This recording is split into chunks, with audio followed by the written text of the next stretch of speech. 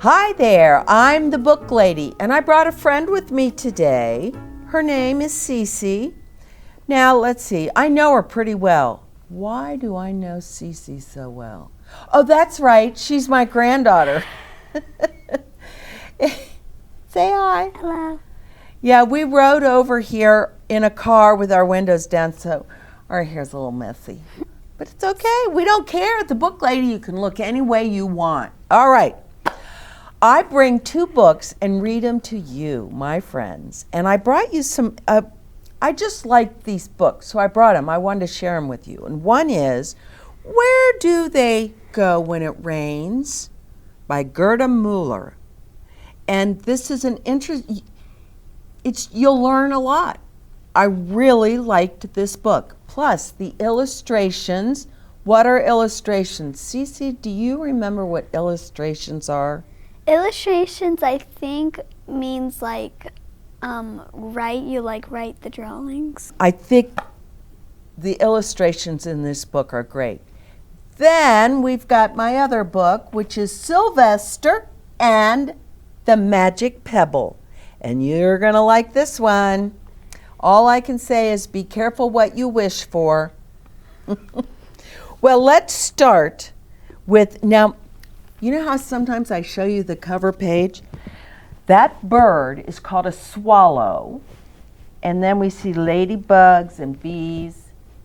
Well, you will understand why that's the cover page when we read this book. Then I want you to take note of this. Do you see? Here's the big city. And that's where those young children live. But then there's the country. And these 3 people are all cousins, but one of them's older. Okay, here we go. It was a warm, sunny morning when Steph picked up the twins from their apartment in town. Now, Steph is the older cousin. They walked across the fields to the little house where Steph lived with their grandma. There aren't enough water plants in my fish tank, said Steph. I'm going to look for some more at the pond. Who wants to come with me? Oh, me, said Luke and Marion. Steph picked up 2 jam jars and put them in his rucksack. That's like your backpack. Grandma added 3 apples. I'm carrying the net, said Luke. As they left the house, Marion saw a grasshopper and tried to catch it, but hop, it escaped with a big jump. Grasshoppers can be a little hard to catch. On the way to the pond, they went past a farm. All the animals knew Steph. The goose was curious and came over to say hello. The sheep lay asleep in the shade. The farmer brought out some lettuce leaves to feed the chickens. Give these carrots to the donkey, she said. She loves crunchy carrots. 2 sparrows were having a dust bath in the hot sand. They flapped their wings and the sand just went everywhere. I will tell you later why they were doing that. It was a very hot day and the animals were thirsty. Marion wanted to feed the pony, but she was scared it might bite her. Steph put a big tuft of grass on the palm of his hand and he held it up to the pony's mouth. Gently, the pony ate the grass. See, he didn't bite my fingers. That morning, all the flowers had opened to catch the sun. The bees came to drink their nectar and collect their pollen. Look at those little piggies. At last, Steph and the children reached the pond. Clouds of insects swarmed by the water's edge. Swallows gulped them down mid-flight. Now the pond isn't very deep, Steph said. If you walk slowly and try not to splash, we'll find lots of interesting things. Marion's hands were dirty from playing, but Steph found a soap plant. When Marion rubbed its leaves between her hands, they made a soapy lather, just like magic. Wow. The two boys collected some water plants. What's that funny little thing? Asked Luke. Oh, it's a special type of snail, said Steph. It will eat all the algae that grows on the sides of my fish tank. Well, your fish tank is a bit dirty, said Marion. Can you believe that? They're going to find a snail that cleans his fish tank. Isn't that great? They were having such a great time that no one saw the big black clouds coming. No one apart from the swallows, who stopped catching insects and flew to find shelter. Steph and the twins ran as fast as they could back to Grandma's house. Steph was worried that the rain would catch up with them. What about the animals? Asked Marion. Where do they go when it rains? The creatures that lived in the pond were safe in the water, of course. But the others, the butterflies, ladybugs, dragonflies, where were they? They were hiding in the plants, taking shelter under a roof of green leaves, so that they didn't get squashed by the heavy raindrops. Because, if rain comes down hard and they're just little tiny bugs, it could hurt them, it could kill them. But some animals liked the rain. The snail had come out of his shell and was climbing slowly up a stem, and the frog, loved it, jumping happily around. The rain finally caught up with Steph and the children. As they hurried back past the farm, Luke and Marion looked for the animals. Now, some were happy outside in the rain, but others had disappeared. At the first drop, the cat leapt back into the house.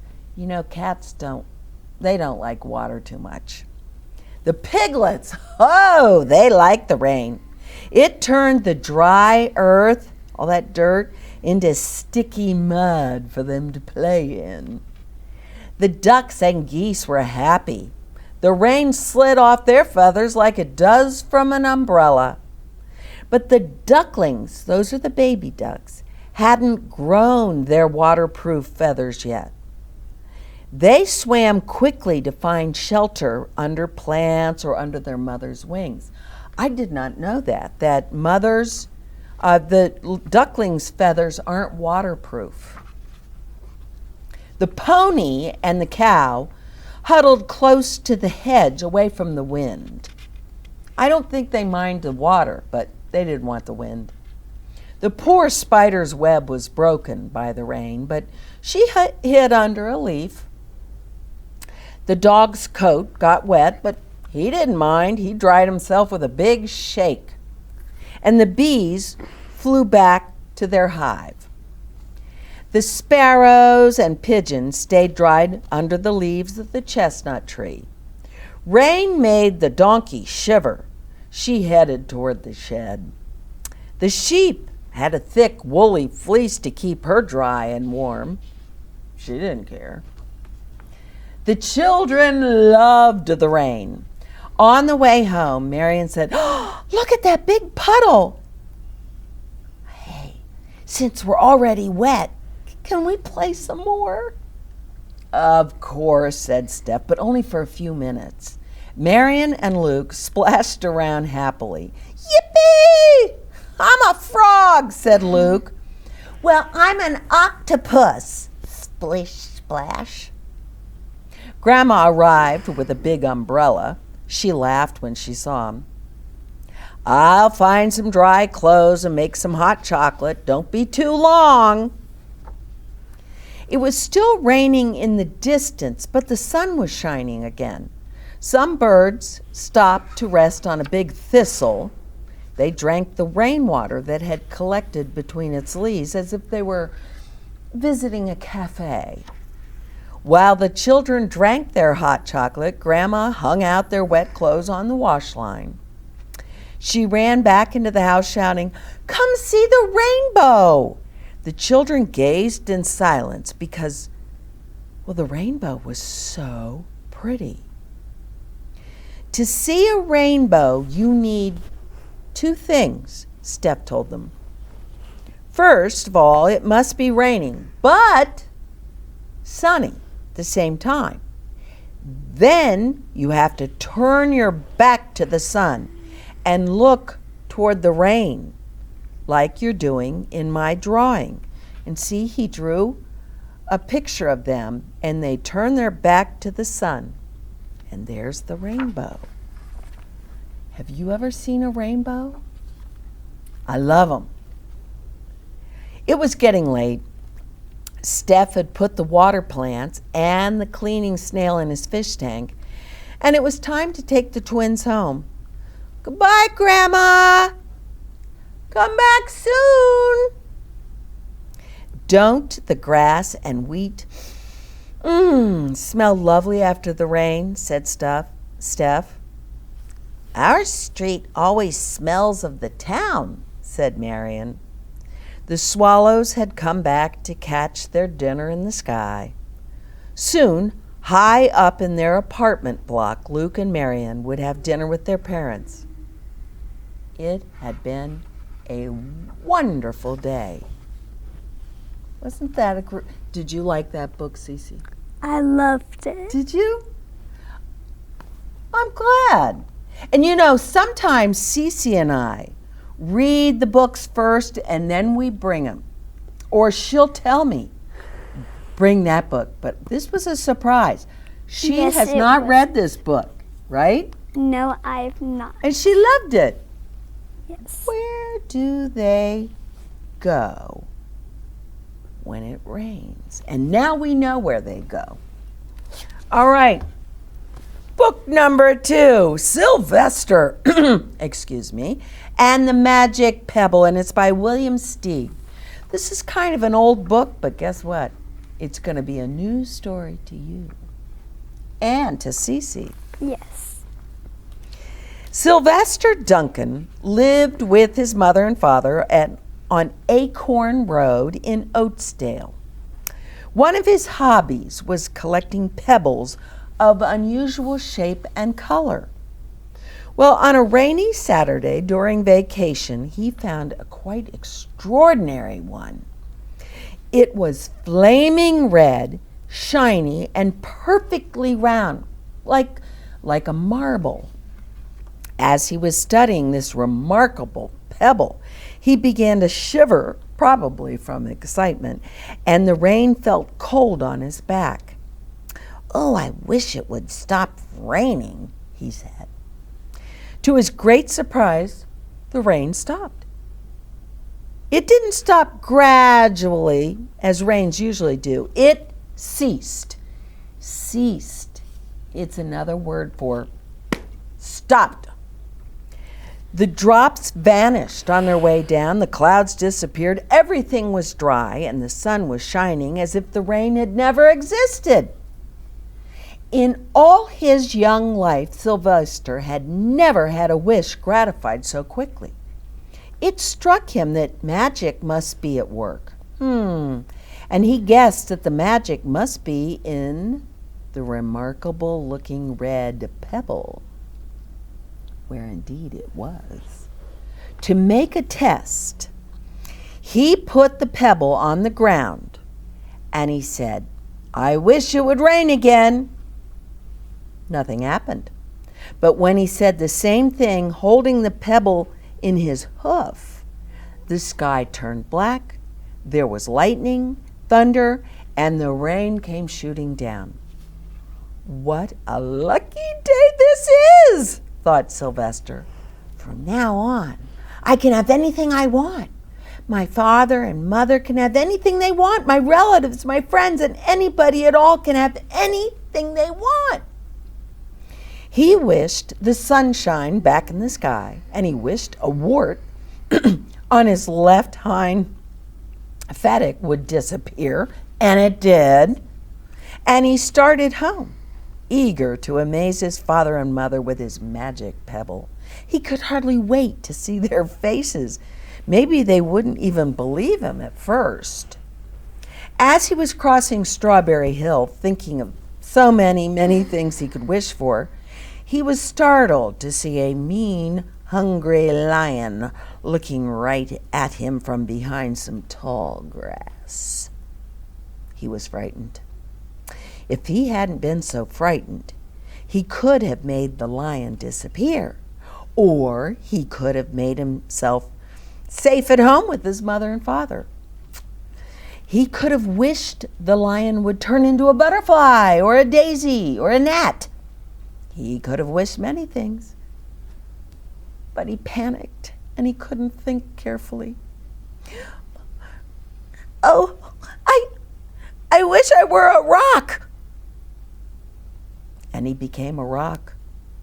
The lion came bounding over, sniffed the rock 100 times, walked around it,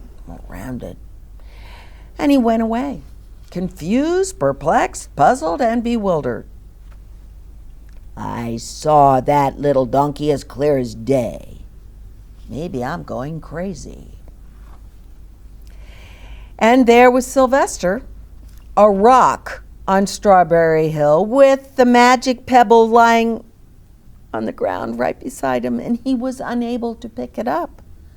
Oh, how I wished I were myself again, he thought, but nothing happened.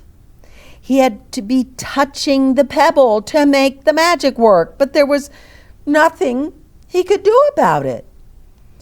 Oh, his thoughts began to race like mad. He was scared and worried, being helpless. He felt hopeless.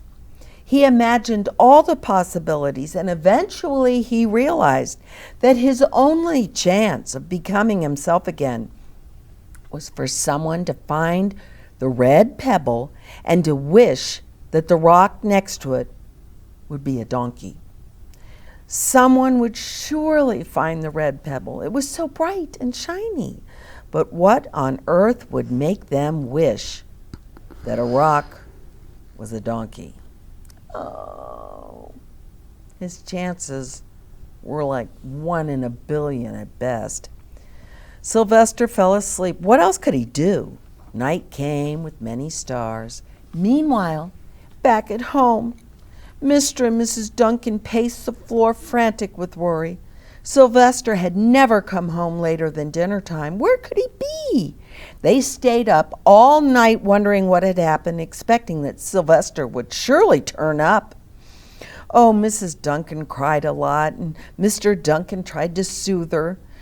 Both longed to have their dear son with them. I will never scold Sylvester again as long as I live, no matter what he does. And at dawn, they went about inquiring of all their neighbors. They talked to all the children, the puppies, the kittens, the colts, the piglets. No one had seen Sylvester. They went to the police. The police could not find their child. All the dogs in Oakdale went searching for him. They sniffed behind every rock and tree, blade of grass, into every nook and gully of the neighborhood and beyond, but not a scent of him. They sniffed the rock on Strawberry Hill, but it smelled like a rock. It didn't smell like Sylvester. After a month of searching the same places over and over again and inquiring of the same animals over and over again, Mr. and Mrs. Duncan no longer knew what to do. Well, they concluded that something dreadful must have happened to their son, and they'd probably never see him again. They tried their best to be happy, to go about their usual ways, but their usual ways included Sylvester, and, well, they were always reminded of him. They were miserable. Night followed day, and day followed night, and over again. Sylvester on the hill woke up less often. When he was awake, he was hopeless and unhappy. He felt he would be a rock forever, and he tried to get used to it. Oh, he went into an endless sleep. The days grew colder, fall came with the leaves changing color. Then the leaves fell and the grass bent to the ground. Then it was winter. The winds blew this way and that. It snowed. Mostly the animals stayed indoors, living on the food they'd stored up. One day a wolf sat on the rock that was Sylvester and howled because he was hungry. Then the snows melted. The earth warmed up in the spring and things budded. Leaves were on the trees again. Flowers showed their young faces. One day in May, Mr. Duncan insisted that his wife go with him on a picnic. Let's cheer up. Let us try to live again and be happy, even though Sylvester, our angel, is no longer with us. And they went to Strawberry Hill. Mrs. Duncan sat down on the rock. The warmth of his own mother sitting on him woke Sylvester up from his deep winter sleep. Oh, how he wanted to shout, "Mother, Father, it's me, Sylvester, I'm right here." But he couldn't talk. He had no voice. He was stone dumb. Mr. Duncan walked aimlessly about while Mrs. Duncan set up the picnic on the rock. Alfalfa sandwiches, pickled oaks, sassafras salad, Timothy capote. Suddenly, Mr. Duncan saw the red pebble. "What a fantastic pebble," he explained. "Sylvester would have loved this for his collection." And he put the pebble on the rock. They sat down to eat. Sylvester was now as wide awake as a donkey that was a rock could possibly be. Mrs. Duncan felt some mysterious excitement. "You know, Father, I have the strangest feeling that our dear Sylvester is still alive and not far away." I am, Sylvester wanted to shout, but he couldn't. If only he had realized that the pebble resting on his back was the Magic Pebble. "Oh, how I wish he were here with us on this lovely May day," said Mrs. Duncan. Mr. Duncan looked sadly at the ground. "Don't you wish it too, Father?" He looked at her as if to say, "How can you ask such a question?" Mr. and Mrs. Duncan looked at each other with great sorrow. "I wish I were myself again. I wish I were my real self again," thought Sylvester. And in less than an instant, he was.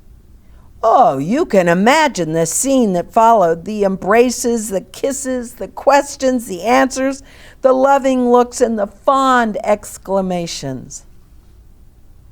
When they had eventually calmed down a bit and had gotten home, Mr. Duncan put the Magic Pebble in an iron safe. Someday they might want to use it, but really, for now, what more could they wish for? They all had all that they wanted. And I love that last picture. Isn't that sweet? Well, Cece, let's talk about these books. What did you think about Sylvester and the Magic Pebble? I like that one because I usually love pebbles and but I want you do? Yes, you I like do. pretty stones? Yes, I love pretty stones. So and if I had a magic one and do whatever I want, I'll love that. Okay, so if you had but when there's an animal, I'll just say if it can disappear, not just Right. But see, he was afraid of the lion. And he didn't know what to do, and he's not used to this pebble. So he's just oh, I wish I could turn into a rock. But that's the only thing that I could probably think of. So And he was a rock for about a year, because it happened in the summer, and then fall came, and then winter, and it wasn't until spring that he finally went back to being a donkey. I hope you guys loved this book. I thought it was a sweet story, and I just love that back picture. Look at them. Mom and Dad and Sylvester. Isn't that sweet? Yes. Now, this is a very different book. Yes, it is. But you liked it. Yes, I really. Why did you like this book? I liked it because it tells where all the animals go and and they found plants and they live in the city, but they go because this was true. This is true. If we go out into the woods or to a farmland, we could maybe find a soap plant. However, we've learned that soap plants, actually you're going to find them more like in Washington and Oregon, not in this part of the country that I live in or CC. But the fact that you can find a plant and take the leaves and go like that and it soaps up, that's pretty cool. Isn't it? It is really cool. I mean, that would be a great thing to have when you go camping, wouldn't it? And also, I never thought about the fact that when it's raining hard, the little bugs and the ladybugs and the moths and the butterflies, and the little butterfly wings, they're just like thinner than paper. They have to get out of the way because that rain could rip them up. So I agree with you, Cece, that this book, it's a learning book. See, this is a learning book. We learned stuff. Like swallows. Those are those birds that you'll see up and they like to fly like that. So and why are they doing that? Because their little mouth is open and they're just sucking down lots of bugs. Yeah, they eat the bugs. And then we learned about, have you ever seen a rainbow?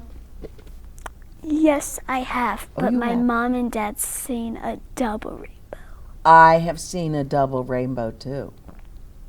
It's something else. You have to have lots of rain, but lots of sun to make one.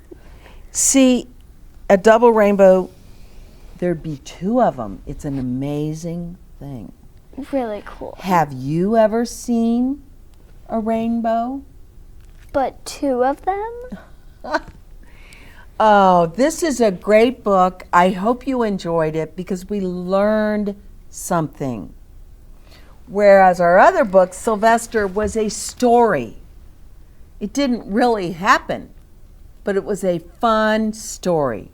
And you kind of grew to like Sylvester, but I felt sorry for him. Of all things, he wished to be a rock. If you had that pebble and you could wish to be whatever you wanted, what would you want to be?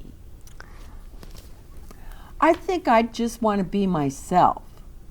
I like to be myself, but if I was getting attacked by a lion, I'll usually turn into one, so he'll be and turn into a lion. You would turn yourself into a lion. But I can hold it, so it's not. That's right. It's just a little hard, but yeah. Oh, and you'd scare the other guy away. Aha. Or you could turn yourself into a hunter. You wouldn't really kill the lion, just scare it. Go away. But see, that's not how it happened. He turned himself into a rock, and that was a problem. But I liked the way it ended. When I started reading this book, I thought Sylvester was just going to be a rock for the rest of his life. And that would not be a lot of fun. I hope you enjoyed our books. For Cece and myself, I'm the book lady. Go to the library, and you can also find us on YouTube. Bye-bye.